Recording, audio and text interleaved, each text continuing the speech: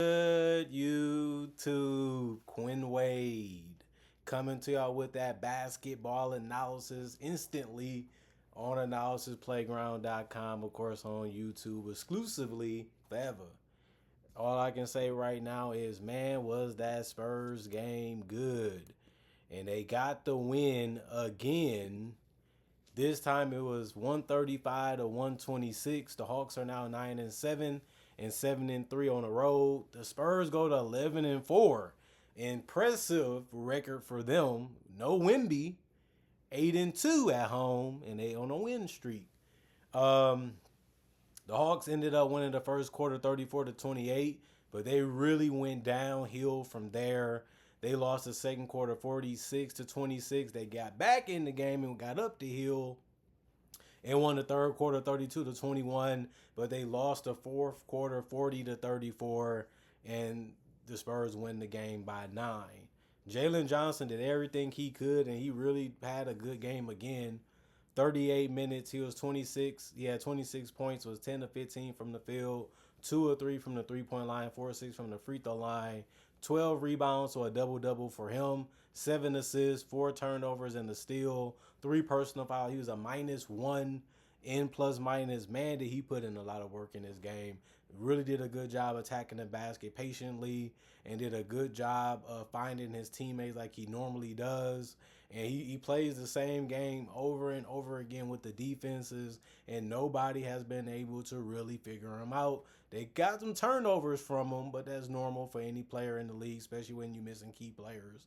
But he still did his damage more than he turned the ball over on the San Antonio Spurs defense. He's a guy that you know exactly how he's going to play and how he's going to do it. Even if you watch it and prepare for it, and he's still going to get you every single time, it seems like.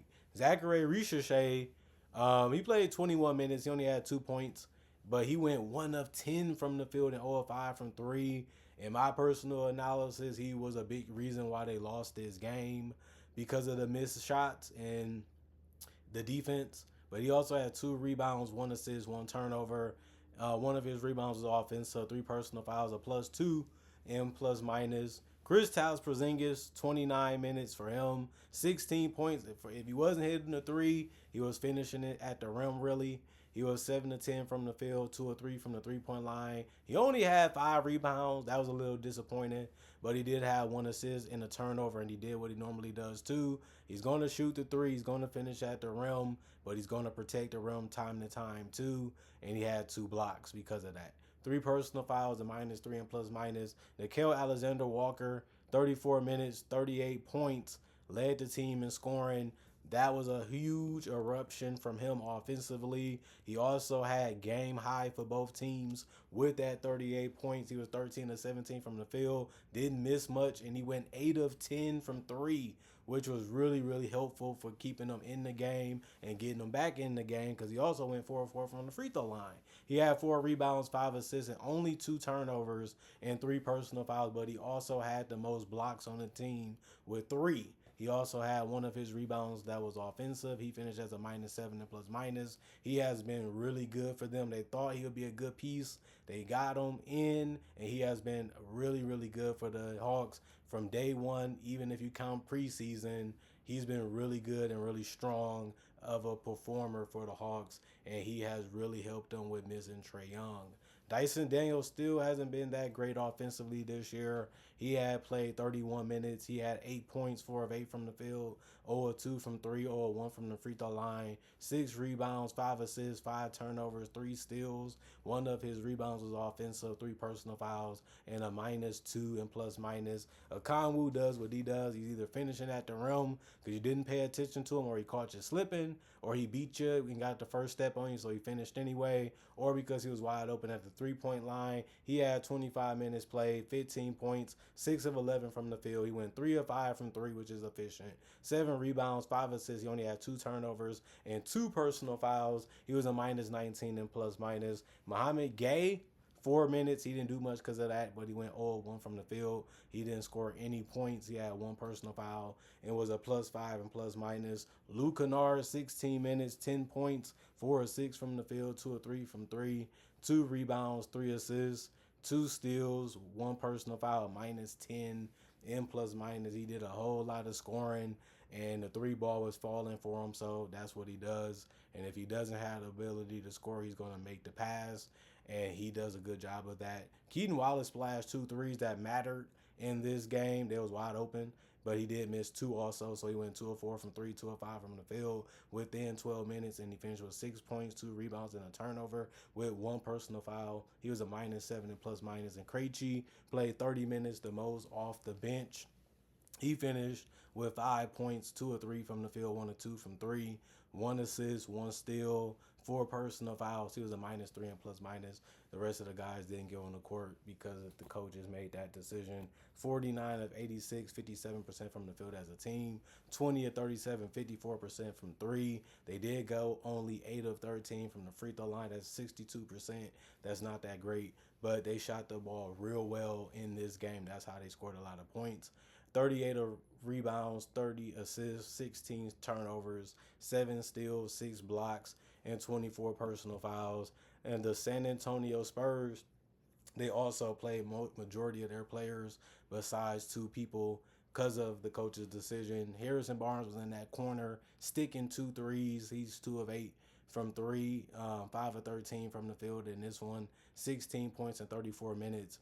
That actually was the most minutes in the game for the Spurs. 4 of 4 from the free throw line, 5 rebounds, 2 assists, 1 turnover, +3 and plus minus. No personal fouls. That was really good from Harrison Barnes. He did a good job of being ready to score when they passed him the ball or keeping the ball moving. Julian Champagnie, 31 minutes. He had 20 points. He went 7 of 13 from the field, 5 of 10 from three, 1 of 1 from the free throw line. He had 4 rebounds, 5 assists, and a turnover, 1 block, 4 personal fouls. He was a +15 in plus minus. I really love what he was doing out there. He found a way to get open over and over again and took really good looks throughout the entire game. Big net, Luke Cornett, 23 minutes, 5 points, 2 of 4 from the field, 1 of 1 from the free throw line, 3 rebounds, 2 assists, 1 turnover. One of his rebounds was offensive, a +2 and plus minus, was finishing in that paint like he normally does.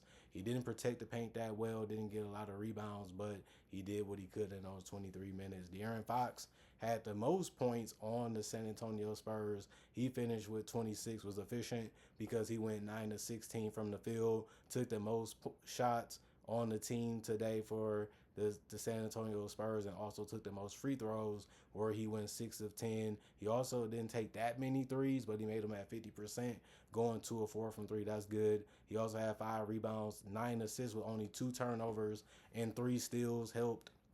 2 of his rebounds was offensive.